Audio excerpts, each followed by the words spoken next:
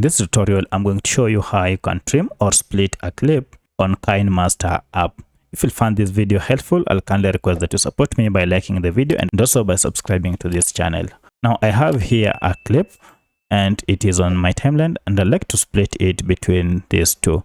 To split it, I'll just go ahead and click on the timeline and then at the place where I want to split, and then we have this option called trim stroke split.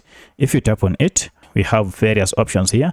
To trim left, it means it will keep the left part and delete the right part. We have trim right, it will keep the right and delete the left. And we have just split. This will just split the clip into two, or you can as well split severally. So I'll choose this, split, and then it will split it at that point.